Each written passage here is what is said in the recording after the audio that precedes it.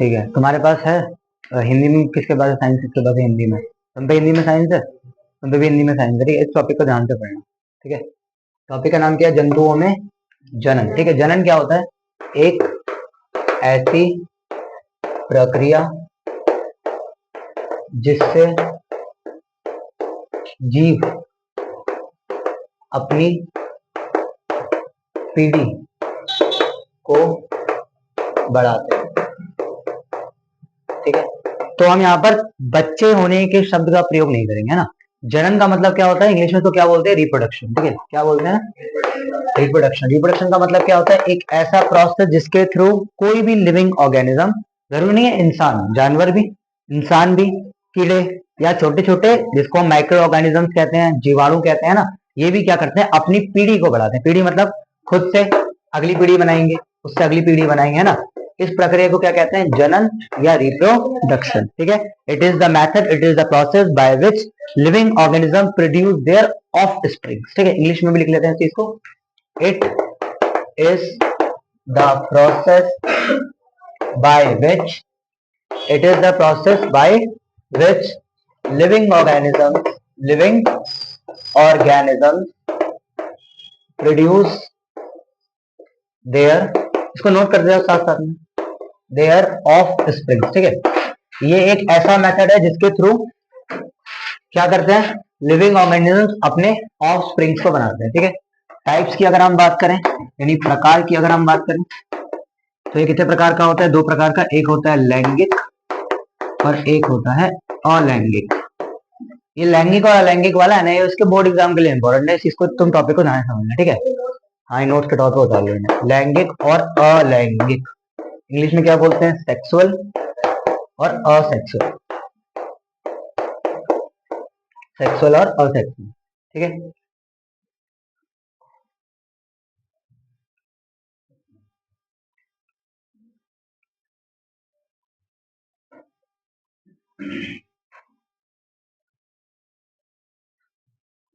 तुम लोग भी उतार लो भाई, एनएस वालों, लास्ट तुम्हारे अलावा इन लोगों को उतार, तुम इंग्लिश में उतार लो, तुम्हारे पास साइंस तो है ही, साइंस तो है ही, तुम भी उतार लो।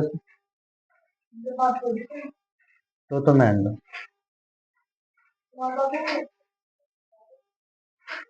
ये काम करता है ना, सुनो, उतारो मत कर, तो बीच में रुकोगे।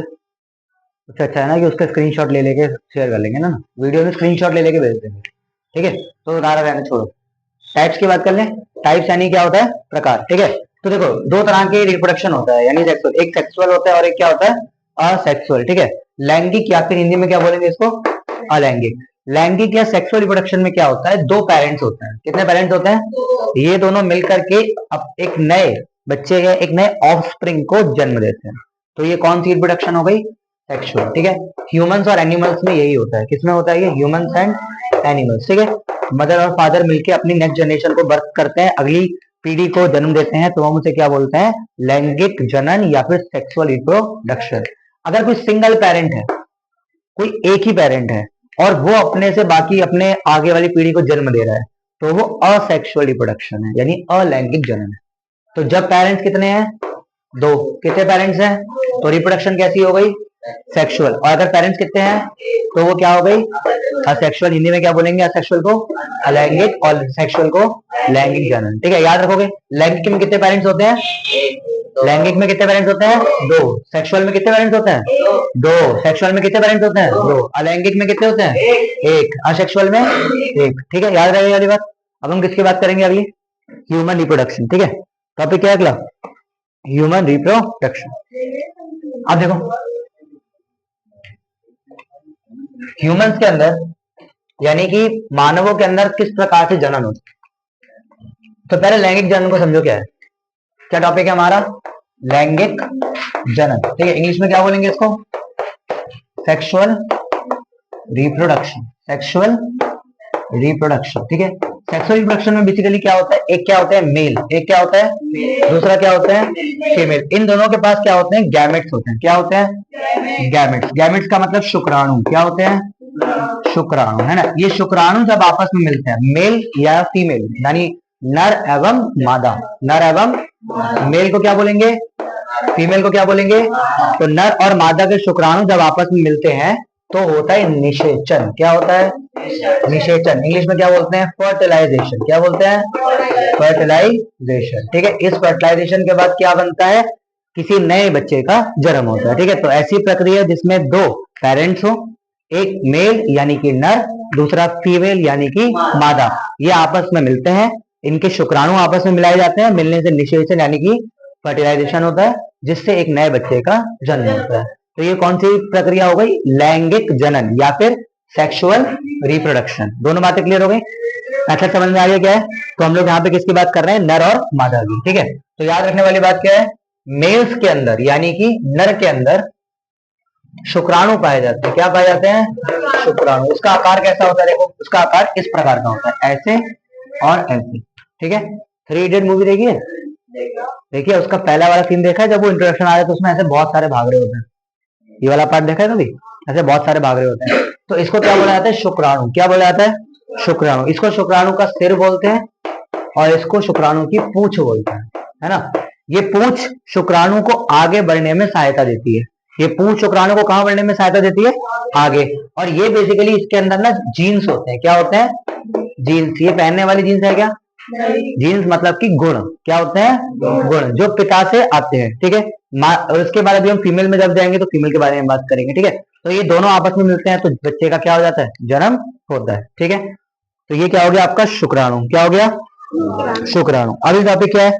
मानवों का नर जनन तंत्र। नर जनन तंत्र इंग्लिश में क्या बोलेंगे? Male reproductive system. Male reproductive system. अब इसको ध्यान से समझो कैसा होता है। स्ट्रक्चर बना रहा हूं मैं इसका। ठीक है, देख लो। ये आपका हो गया एक पार्ट, फिर ये आपका हो गया दूसरा पार्ट, ये आपका हो गया तीसरा पार्ट, फिर ये हो गया आपका इस तरीके से कनेक्ट। ठीक है, इसको हम क्या बोलेंगे? Male reproductive system. ठीक है, इसको हम क्या बोलते हैं? इसके अंदर होती है बहुत सारे शुक्राणु। क्या होते हैं इसके अंदर? बहुत सारे शुक्राणु। ठीक है, यानी कि इसमें बहुत सारा स्पर्म होता है। ठीक है, फिर आती है शुक्राणु नलिका। शुक्राणु नलिका इंग्लिश में क्या बोलते हैं? Sperm duct. क्या बोलते हैं? Sperm duct. अच्छा, याद रखना, शुक्राणु को इंग्लिश में क्या बोला जाता है? स्पर्म बोला जाता है। क्या बोला जाता है? स्पर्म। ठीक है, स्पर्म डक्ट। ठीक है, और इसको क्या बोलते हैं? पेनिस। क्या बोलते हैं? हिंदी में बोलते हैं शिशन। क्या बोलते हैं? शिशन। ठीक है, अब देखो क्या होता है इस वाले भाग में। शुक्राणु यानी स्पर्म्स बनते हैं। स्पर्म्स क्या होते हैं? बनते हैं। ठीक है, यानी ये जो स्ट्रक्चर मैंने जिसका बनाया है यहाँ पे, ऐसे लाखों करोड़ों अरबों कण यहाँ पर बनते हैं। इन दोनों नलियों के थ्रू वो शिशन तक पहुंचते हैं और शिशन द्वारा इसको बाहर निकाला जाता है। ठीक है, ये जो शिशन है इसका आकार बाहर की ओर इसलिए बनाया गया है ताकि ये महिलाओं यानी फीमेल्स यानी मादा के अंदर जाकर के शुक्राणुओं को छोड़ के हैं। ठीक है, अभी जब हम मादा वाला तंत्र पढ़ेंगे उसके अंदर एक बहुत जगह होती है, उस जगह तक ये एंटर करेगा और वहां जाकर के ये शुक्राणुओं को छोड़ के आएगा। उसके पीछे कारण क्या है? देखो, पहले ये नर जनन तंत्र समझ में आ गया पूरा। ठीक है, ये शुक्राणु नलिका क्या होती है? क्लियर है? इसके थ्रू ही शुक्राणु निकल के शिशन तक पहुंचते हैं। ठीक है, और ये जो स्पर्म का यहाँ पे क्या होता है? बहुत सारे शुक्राणु यहाँ पे उपस्थित होते हैं। ठीक है, ये क्या है? ये नसें है ना, नर्व्स है ये, जिसके थ्रू सामान जाता है। जैसे हमारी बॉडी में खून की नलियां होती है ना, जिनको हम आर्टरीज और वेन्स कहते हैं, शिरा और धमनी कहते हैं हिंदी में, है ना। इसी प्रकार से इसका काम होता है कि ये स्पर्म यानी कि शुक्राणु को यहाँ से निकाल के और शिशन तक पहुंचाने का काम करते हैं। ये भी सेम ही काम है, दो तरफ से निकलता है। अभी फीमेल में पढ़ेंगे ना, उसमें भी एग वाला दोनों तरफ से निकलेगा। इसमें कोई डाउट है? मेल वालों में कोई डाउट है? ठीक है, क्लियर हो गया। शुक्राणु क्या होता है समझ में आ गया। नर के अंदर जो जनन की वस्तु पाई जाती है, जो मादा के अंदर जाकर के बच्चे को जन्म देती है, उसको हम, ये वो चीज है। ठीक है, ये पूरा अंग भाग हो गया, यहाँ से निकल के जाएगा इसके थ्रू, और ये क्या करता है? इसको बाहर निकाल देता है। ठीक है, अगला टॉपिक क्या है? मादा जनन तंत्र। अगला टॉपिक क्या है? मादा जनन तंत्र। अच्छा, मादा में क्या पाए जाते हैं? अंड पाए जाते हैं। क्या पाए जाते हैं? अंड। इंग्लिश में क्या बोलते हैं? एग। क्या बोलते हैं? एग्स। और ये क्या हो गया? अब नर नहीं हो गया, अभी कौन सा आ गया? मादा। कौन सा आ गया? इंग्लिश में क्या बोलोगे? फीमेल। इंग्लिश में क्या बोलोगे? फीमेल। इसका स्ट्रक्चर देखो कैसा होता है, इस तरीके का होता है, ऐसे। ठीक है, ऐसे इस तरीके से पाया जाता है। ठीक है, अब देखो इस टॉपिक में क्या होता है। सबसे पहली चीज तो इसको हम क्या बोलेंगे? अंडकोश। ये क्या होगा आपके? अंडकोश, है ना। अंडकोश का मतलब इंग्लिश में क्या बोलेंगे इसको? ओवरीज। क्या बोलेंगे इसको? ओवरीज। ये वह भाग होता है मादाओं के अंदर जहां पर अंडे रखे जाते हैं या अंडों का निर्माण होता है। एग्स प्रोड्यूस होते हैं। जैसे मेल में वो बड़े से गोले के अंदर स्पर्म यानी शुक्राणु बनते थे, ऐसे यहाँ पर क्या बनते हैं, एग्स बनते हैं। क्या बनते हैं, एग्स। फिर इसको हम क्या बोलते हैं, इसका इंग्लिश में हम इसको बोलते हैं फैलोपियन ट्यूब। क्या बोलते हैं, फैलोपियन ट्यूब। हिंदी में क्या बोलते हैं इसे, क्या बोलते हैं हिंदी में इसको, गर्भाशय। अच्छा इसका नाम नहीं दिया है क्या शायद तुम्हारे में, नहीं, अंडवाहिनी। क्या बोलते हैं इसको, अंडवाहिनी। ठीक है, ये जैसे मैंने उसमें पढ़ाया था कि शुक्राणु नलिका, जैसे शुक्राणु निकल के और शिशन तक पहुंचते हैं, इसी प्रकार से अंडवाहिका वो जगह होती है जहां से अंडे इकट्ठे हैं, यहाँ से निकल के इस रास्ते से ये यहाँ पे आते हैं। तो ये रास्ता क्या हो गया, अंडवाहिका। क्या हो गया, अंडवाहिका। ठीक है, इस वाले से क्या बोलते हैं, यूटेरस। क्या बोलते हैं, हिंदी में क्या बोलते हैं, गर्भाशय। क्या बोलते हैं, गर्भाशय। कहते हैं ना बच्चा माँ के पेट में होता है, तो पेट में तो नहीं होता है, कहाँ पे होता है, इस भाग में होता है। ठीक है, इसलिए प्रेगनेंसी के टाइम पे पेट की जगह नीचे, पेट के नीचे वाला हिस्सा फूलता है। पेट तो हमारा यहाँ हो गया, इसके नीचे वाला हिस्सा, कमर वाला हिस्सा फूलता है प्रेगनेंसी के टाइम में, क्योंकि ये वाला हिस्सा कमर में ही पाया जाता है। ठीक है, अब इसके अंदर होता क्या है, इसको समझो। जो अंडे होते हैं ये हमारे शरीर के, जैसे मेल्स के अंदर स्पर्म बनता है ना, इसी प्रकार फीमेल्स के अंदर एग बनते हैं, इंटरनली बनते हैं, और वो निकल निकल के आते हैं। ये मुर्गी के अंडे जैसे नहीं होते, ये ना ट्रांसपेरेंट कलर, मतलब ट्रांसपेरेंट होते हैं, आर पार इनके आप देख सकते हो, और छोटे छोटे, मतलब इतने छोटे कि तुम्हें दिखाई भी नहीं देंगे। ये तो मेंढक के हैं इससे भी छोटे नहीं होते। ठीक है, अभी इसको मैं तुम्हें अभी एक रियल लाइफ एग्जांपल दूंगा तो तुम्हें समझ में आ गया अंडे क्या है। अब इसको समझो आगे, ये जो एग्स है ना, इसको तो समझो पहले, ये जो स्ट्रक्चर है देखो, फिर से बनाते हैं। ये इस तरीके से है, इस तरीके से है, और ये ऐसे है। ठीक है, अब यहाँ पे देखो, यहाँ पे क्या था, ये वाला पार्ट है। ठीक है, क्या बोलेंगे इसको, अंडकोश। यहाँ से अंडा बाहर निकल के आया, इस रास्ते से आया, तो इस रास्ते को हमने क्या बोला, अंडवाहिनी, यानी कि फैलोपियन ट्यूब। यहाँ से निकल के अंडा यहाँ पर आया। अब जब यहाँ पे अंडा आता है, तो ये देखो, ये जो जगह है, यहाँ इस जगह तक स्पर्म को पहुंचाने का काम नर यानी मेल में शिशन का होता है, यानी पेनिस का होता है। मैं लास्ट में स्ट्रक्चर बनाया था इस तरीके का, उसको क्या बोलते हैं, हिंदी में शिशन और इंग्लिश में पेनिस। ये पेनिस की जिम्मेदारी है कि एग तक स्पर्म को देकर के आए। अब वो कंप्लीटली नहीं जा सकता, क्योंकि एग बहुत अंदर की तरफ फंसा हुआ होता है, तो शिशन या नाली उसके अंदर तक एंटर नहीं करती है। तो जब ये मेल रिप्रोडक्टिव पार्ट से शिशन वो स्पर्म निकलता है, शुक्राणु निकलते हैं, तो उसको कुछ ऐसी ऊर्जा दी जाती है, या कुछ ऐसा उसको खिलाया पिलाया जाता है कि वो यहाँ से निकलने के बाद यहाँ तक पहुंचने की बीच की दूरी है, उसे तय कर सके। ठीक है, देखो एक चीज को समझो, एक बार में लाखों स्पर्म के सेल निकलते हैं, मतलब कि शुक्राणु के बहुत सारे छोटे छोटे कण निकलते हैं, बहुत सारे, लाखों, पर पहुंचता कोई एक ही है, कोई एक ही पहुंचता है उन लाखों कणों में से। तो वो एक कौन पहुंचेगा, जो बहुत तेज चलेगा और जो वहां तक जीवित रहेगा, क्योंकि उसके अंदर तो उन्हें ऊर्जा मिलेगी नहीं भाई, इस गर्भाशय के अंदर तो उनको ऊर्जा कोई देने वाला नहीं है। तो वो ऊर्जा जो लेके निकले हैं वहां से, उनमें से जिसकी ऊर्जा लास्ट तक बचेगी वही कहां तक पहुंचता है, एग तक यानी अंड तक पहुंचता है, और उसे जाके क्या कर देता है, फर्टिलाइज कर देता है, निषेचन कर देता है उसको। ठीक है, बात समझ में आ रही है। अब इसको समझो, अगर अंडा तो सर निकल रहा है, वो तो तय ही तय है। ठीक है, मुझे याद रखना, 28 दिनों में अंडा निकलता है। कितने दिनों में अंडा निकलता है, 28 दिनों में। एक बार यहां से निकलेगा, एक बार यहां से निकलेगा, जरूरियत है। ठीक है, अगर अंडे को स्पर्म मिला, तब तो सर निषेचन हो जाएगा, यानी कि फर्टिलाइजेशन हो जाएगा, और फिर बच्चे का जन्म होगा। पर अगर अंडे को स्पर्म नहीं मिला तो भी क्या होगा, ये भी कंडीशन है। तो यहाँ पे क्या शुरू होते हैं, पीरियड। क्या शुरू होते हैं, पीरियड। हिंदी में क्या बोलते हैं इसे, महावरी। क्या बोलते हैं, महावरी। ठीक है, एक और वर्ड यूज करते हैं, मेंसुरेशन साइकिल। मेंसुरेशन साइकिल, ठीक है, मेंसुरेशन साइकिल।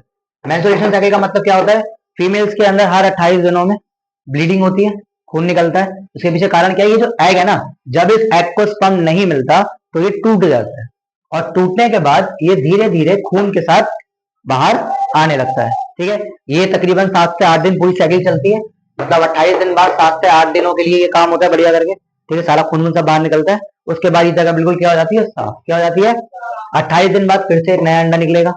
जब उसको स्पर्म नहीं मिलेगा, वो फिर से टूटेगा और फिर बह के बाहर निकल जाएगा। इस प्रकार से ये प्रक्रिया हर महीने चलती है। तो ये बार बार हो रही है, इसलिए हम इसको क्या बोलते हैं, मेंसुरेशन साइकिल या महावरी। क्या बोलते हैं, बात समझ में आ गई वाली। ठीक है, इसमें कोई डाउट, आगे बढ़े। अब देखो, जैसे यहाँ एक डायग्राम में रखा है, अंडाणु है, ठीक है, एग है, एग के साथ क्या आ गए, शुक्राणु आ गए। ठीक है, अंडाणु है, उसके साथ क्या आ गए, शुक्राणु। देखो इसको, ये क्या है भाई, अंड। क्या है ये, अंड। ये क्या हो गया आपका, शुक्राणु। ये क्या हो गए, अब आते तो 1 लाख है, पर पहुंचते कितने हैं, एक है ना। जैसे एक यहाँ पे पहुंचेगा, मिल जाएंगे, तो ये इसके अंदर इकट्ठे, इससे और ऐसे बन जाएगा इससे। ठीक है, दोनों चीज मिले, जब दोनों मिलते हैं तो क्या हो जाता है वहां पे निषेचन। क्या हो जाता है निषेचन। इंग्लिश में क्या बोलेंगे इसको, फर्टिलाइजेशन। क्या होता है फर्टिलाइजेशन। अब फर्टिलाइजेशन याद रखो कितने प्रकार के होते हैं, दो। कितने प्रकार के होते हैं, एक इंटरनल और एक एक्सटर्नल, यानी एक आंतरिक और एक बाहरी। एक इंटरनल, एक क्या होता है बच्चों, एक क्या होता है बच्चों एक्सटर्नल, एक आंतरिक और एक बाहरी। आंतरिक और बाहरी। अब आंतरिक और बाहरी का मतलब सर देखो निषेचन समझ में आ गया। जब फीमेल और मेल आपस में मिलते हैं, गैमेट्स यानी शुक्राणु जब आपस में मिलते हैं तो फर्टिलाइजेशन होता है। अगर अंदर हो रहा है, शरीर के अंदर हो रहा है तो इंटरनल। जैसे ह्यूमंस में एग के अंदर ही होता है, स्पर्म अंदर जाता है और मिल जाते हैं, तो ये इंटरनली हो रहा है, अंदर हो रहा है, तो वो कैसा है, इंटरनल है, यानी कि आंतरिक है। लेकिन कई जीव जैसे कि मेंढक, मेंढक में क्या होता है, जो मादा मेंढक होती है, फीमेल मेंढक होती है, वो एक जगह पर अंडे देती है, बाद में मेल उसके ऊपर आके अपना स्पर्म गिरा देता है, अपना शुक्राणु नर मेंढक बाद में उसको आगे गिरा देता है। तो अंडे और शुक्राणु कहाँ मिले, शरीर के बाहर। तो शरीर के बाहर मिले तो कैसे होगा, एक्सटर्नल या फिर बाहरी। बात समझ में आ गई दोनों। अगर दोनों भाग मादा के अंदर मिल रहे, देखो नर के अंदर तो नहीं मिलेंगे, नर के अंदर जनन की शक्ति नहीं होती है। भाई कोई लड़का बच्चा पैदा कर सकता है या नहीं कर सकता ना, तो नर के अंदर तो वैसे भी नहीं मिल सकते। यदि मादा के शरीर के अंदर मिल रहे हैं तो वो क्या हो जाएगा, आंतरिक या फिर इंटरनल फर्टिलाइजेशन। अगर ये दोनों मादा शरीर के बाहर मिल रहे हैं तो वो क्या हो जाएगा, एक्सटर्नल। आजकल एक नए तरीके का और स्टार्ट हुआ, आईवीएफ। तुमने जगह जगह लिखा देखा होगा आईवीएफ करवा लो, या जिसका बच्चा नहीं होता वो आईवीएफ करवाते हैं। आईवीएफ का मतलब होता है इन वीटो फर्टिलाइजेशन। क्या होता है, इन वीटो फर्टिलाइजेशन। किसी परिस्थिति में यदि या तो मेल का स्पर्म फीमेल के एग तक नहीं पहुंच पा रहा, या फीमेल का एग मेल के स्पर्म से नहीं मिल पा रहा, भाई यही तो टॉपिक है कि फर्टिलाइजेशन नहीं हो रहा, या मेल के स्पर्म में इतनी क्षमता नहीं है कि वो एग तक पहुंचने के बाद बच्चे को जन्म दे सके, तो इस परिस्थिति में क्या करते हैं, फीमेल का एग बाहर निकालते हैं, फीमेल का एग बाहर निकालते हैं, मेल का स्पर्म लेते हैं और उनको लैब में आर्टिफिशियल तौर पर मिलवा दिया जाता है। अब बाद में उसे फीमेल के अंदर लगा दिया जाता है। बात समझ में आई। मेल का स्पर्म लिया, फीमेल का एग निकलवाया, निकाल के दोनों को लैब में मिला लिया। जो फर्टिलाइजेशन शरीर के कहां होनी चाहिए, अंदर, वो कहां कर देते हैं, शरीर के बाहर। लेकिन वो आईवी क्यों हुई, भाई अगर वो बाहर हो रही तो उसको एक्सटर्नल में रखो, लेकिन वो बच्चा लगा कहा देते हैं, अंदर ही तो बाद में लगाने हैं, तो वो बन जाते हैं इन वीटो फर्टिलाइजेशन। वीटो फर्टिलाइजेशन, ठीक है, यानी कि बाहर मिलाया और अंदर लगा दिया। इससे बच्चे का जन्म तो अंदर ही हो रहा है, लेकिन मिलाने का काम कहां पे हुआ, बाहर। और 99% केस में ये मेल्स की इश्यू होता है, यानी नर की दिक्कत होती है कि उसके स्पर्म में कितनी कमी है। फीमेल्स के एग में कोई खास दिक्कत कभी होती नहीं है ना, 1% चांसेस है कि हो जाए। 99% मेल्स के स्पर्म में दिक्कत होती है, या तो वो इतने एनर्जेटिक, इतने ऊर्जावान नहीं होते कि वो अंड तक पहुंच जाए, ठीक है, या अगर होते भी हैं तो उनकी क्षमता नहीं होती कि वो बच्चे को जन्म दे सके। ये दो ही कारण होते हैं। बात समझ में आ गई। इसको हम क्या बोलते हैं, आईवीएफ, इन वीटो फर्टिलाइजेशन, ठीक है। तो निषेचन समझ में आ गया, आईवीएफ समझ में आ गया, इसमें तो कोई डाउट नहीं है। आगे बढ़े, ठीक है। हिंदी में तो क्या बोलते हैं, इन विट्रो निषेचन, ठीक है। हिंदी में क्या नाम है इसका, इन विट्रो निषेचन, ठीक है। आंतरिक निषेचन और बाहरी निषेचन मैंने तुम्हें बताई दिया। अब अगला टॉपिक पे आ जाओ। अगला टॉपिक क्या है बच्चों, भ्रूण का परिवर्धन। क्या टॉपिक अगला, भ्रूण क्या है, इंग्लिश में क्या बोलते हैं इसको, फॉइटस। क्या बोलते हैं, फॉइटस। देखो जब दोनों मेल और फीमेल रिप्रोडक्शन आपस में होता है, ठीक है, ये क्या है, फीमेल का क्या है, ये एग, फीमेल का क्या है, एग, ये क्या है, मेल का स्पर्म, मेल का क्या है, इस टॉपिक को ध्यान से देखो, ठीक है, मेल का क्या है, ये स्पर्म, ये दोनों आपस में मिले तो क्या हो गया, निषेचन। क्या हो गया, अच्छा निषेचन होने के बाद क्या होता है, निषेचन होने के बाद क्या होता है, तो निषेचन होने के बाद ये बनता है भ्रूण। क्या बनता है, इंग्लिश में क्या बोलते हैं, फ्यूटस या फ्यूटस, फोइटस या फ्यूटस, ठीक है। एक तरीके से ये बच्चे का आकार लेता हुआ छोटा सा भाग होता है, ये धीरे धीरे धीरे धीरे बच्चे का आकार लेता है, ठीक है, धीरे धीरे क्या करता है, बच्चे का आकार लेता है, ठीक है। ये तो भ्रूण हो गया ना, ये धीरे धीरे को मिल रहा है और विकसित होता है भ्रूण, ठीक है। ये फीमेल के इस वाले भाग में होता है, याद रखना, इस वाले भाग में, ठीक है। यहीं पर एग था, यहीं पर स्पर्म आके मिला, और यहीं पे वो किसमें बदल गया, भ्रूण में बदल गया, ठीक है। फिर यहीं पे पूरा ग्रो होता है और आगे बढ़ता है, फोइटस मतलब कच्चा बच्चा, जो बच्चा जैसा बनने की कगार पे जब होता है, तो मिलने के, निषेचन के बाद, फर्टिलाइजेशन के बाद से लेकर बच्चा बनने के बीच की स्टेज है, उसको हम भ्रूण या फोइटस कहते हैं। क्लियर है इसमें, कोई डाउट। आगे बढ़े। अब इसमें एक टॉपिक और पढ़ लो, फिर ये खत्म हो जाएगा, फिर अलैंगिक पे आ जाएंगे, ठीक है।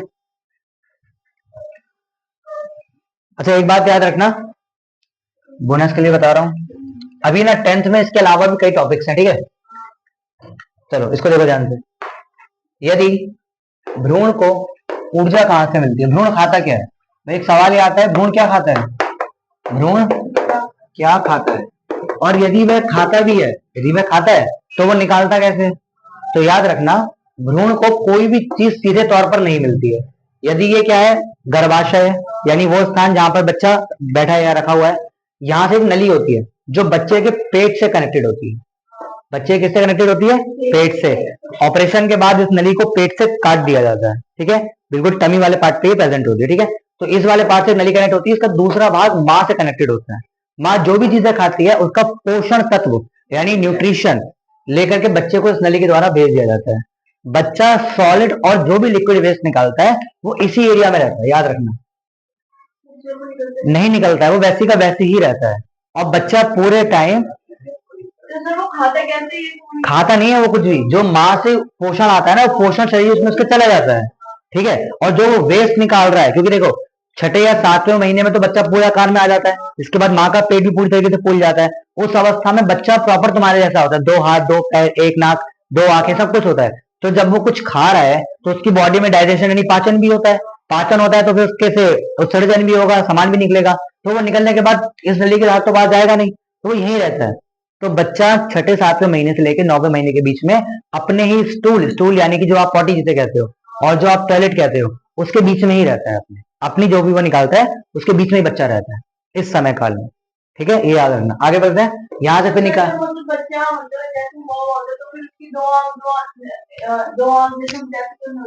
क्यों, बिल्कुल आ वैसी होती है, बस ये कि खुलती नहीं है वो, स्टार्टिंग में थोड़ा टाइम लगता है उसे खुलने में, मतलब होने के बाद भी थोड़ा टाइम, हाँ थोड़ा टाइम ही लगता है खुलने में। तो लेकिन उसको अंदर तो वो सारे काम कर ही रहा है ना, अंदर की क्रियाएं तो हो ही नहीं है भाई, खून ट्रांसपोर्ट कर रहा है, वो सांस भी ले रहा है, वो पाचन भी कर रहा है, सब कुछ इसके थ्रू जाता है, सब कुछ इस जो माँ करती है, मतलब जो हम सांस ले रहे हैं, हाँ वो बच्चा भी ले रहा है, हाँ। इसलिए अब देखो जो बच्चा जब प्रेगनेंसी के टाइम में वुमेन्स को क्या क्या कहा जाता है, नारियल खाने को कहा जाता है कि बच्चा गोरा हो, क्योंकि नारियल वो खा रहे हैं तो वो बच्चे तक जा रहा है। मतलब हर वो चीज, अगर माँ इस समय ताजा तला बुना खाएगी तो बच्चा गर्म रहेगा अंदर, बच्चा ज्यादा गर्म रहेगा तो बच्चे के दाने कुंती ये जन्म से ही होते हैं उसके फिर।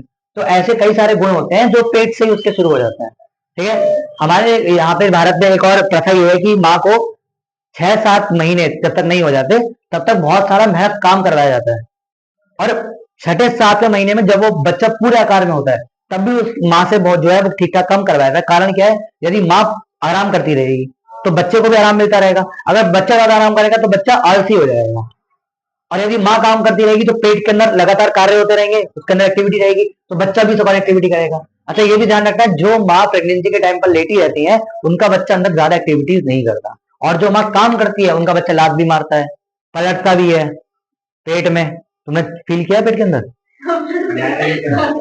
हाँ ठीक है, हाँ ऐसा ही होता है, वो लात मारता है प्रॉपर, आपको पेट पे ना उसके पैरों की छाप दिखाई देती है जब वो लात मारता है।